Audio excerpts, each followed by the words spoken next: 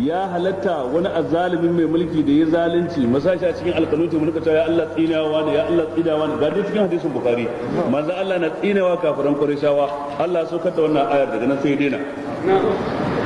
yana ambatan su da sunayen su Allahumma al'an fulanan wa fulanan wa fulanan Allahumma shdid wata'ataka ala mudar yana ambatan sunan sai na tsine musu sai Allah ya ce laysa lakum min al-amri shay'un aw yatuba alaihim aw yu'adhibuhum fa innahum zalimun sai aya ta karshe walillahi ma fis samawati wa ma fil ard walillahi ma fis samawati wa ma fil ard yaghfiru liman yasha'u wa yu'adhibu man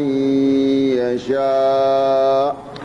wallahu ghafurur rahim walillahi ma fis samawati wa ma fil ard ga Allah ne mulkin abin da ke cikin sammai da mulkin abin da ke cikin ƙasa yake gaba daya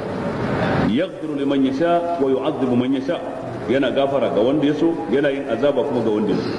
wallahu ghafurur rahim ubangiji ta ana shine ghafur mai gafara sannan rahim wanda yake mai jin kai wato ga wanda suka cancanta jikan su ya yan uwa ina ƙara kiran mu cewa dan Allah mu ji tsoron Allah muna cikin watan Ramadan mai alfarma muna cikin wata mai albarka wanda ya kamata mu yi rigengeniyar neman lada a wajen Allah bai kamata ba duk lokacin da aka zo karatu ana kokarin tsara waje a ce wani matsanan mutane suke matsawa ina ganin wannan ya ci karo da ladabi na addinin musulunci kuma ya ci karo da yadda ya kamata musulmi ya samu kansa musamman a cikin wannan wata mai alfarma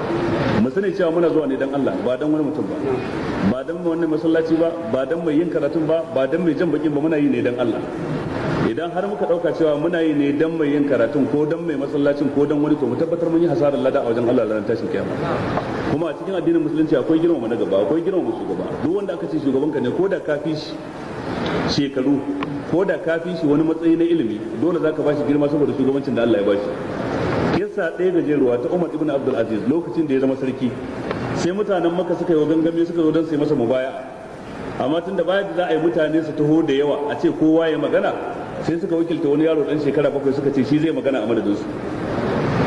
sai yaron ya tashi zai fara magana sai Umar dan Abdul Aziz ya dakatar da shi ce dan me zaka yi magana in shiru a ciki ba wanda ya girme ka ba wanda ya haife ka ba wanda ya jika da kai sai murmushi ya ce haba amirul mu'minin inda abin ta shekaru ake kallo ai kai ba da ba kai ne amirul mu'minin don kuma akwai wanda ya fika akwai wanda ya haife ka akwai wanda ya jika da kai akwai wanda ya kaza da kai akwai waɗansu halaye da aka lura da su don haka sai aka shugabantar da ni zai in yi magana kai ma akwai waɗansu halaye da aka lura da su don haka sai aka saka amirul mu'minin aka kyale sauran don haka yadda mu muka zo mu girmama ka kai kuma waɗannan su kuma sai suka girmama ni dan saboda ni kuma in ce kaza sai Umar bin Abdul Aziz ya dariya yace zama dan kowa a duniya amma ka zanto mai ladabi ma'ana ko da ba a san mahaifinka ba inda ka zama mai ladabi mai ilimi mai sanin ya kamata wannan ya wadatar da kai to kaga anan gurin mutanen Makka sai suka girmama wancan mutum kamar yadda kabilar a Banu Salima suka girmama yaro dan karami Amr ibn Salima wato ainihin rike musulmanci yana dan shekara 7 tun da ya fi su iya karatun alkur'ani ashe lokacin da aka ce a girmama wani shugaba ko mai mulki na sarauta wanda za a ce da rauni a kansa ko mai mulki na siyasa ko shugaba a ma'aikata ko shugaba a masallaci ko shugaba a ina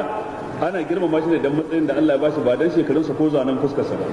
wannan matsayin dole a girmama shi a ka'ida ta addinin musulunci wanda duk ya ce a mu musulunci ai kowa duk ɗaya ne ya yi wa musulunci kare kuma bai fahimci musulunci ba da akwai wadanda suke ganin tun da ya fahimci suna ai don mun zama daya annasu sawasi ya tunka asnadul mushd wato kamar yadda hakoran kum suke na taje kai haka kowa yake manzo Allah sallallahu alaihi wasallam cewa yana daga cikin girmama Allah ya girmama mutumin da yake da furfura a kansa da kuma wanda Allah bai wa alqur'ani to sai kake girmama mai furfura kake girmama mai qur'ani to kuke girmama Allah bake a nan gurin liman a matsayin sa na liman wanda ke mahaddacin qur'ani da Allah ya bashi yace ku bari dan Allah ku yi kaza dan Allah sai mutane suka giji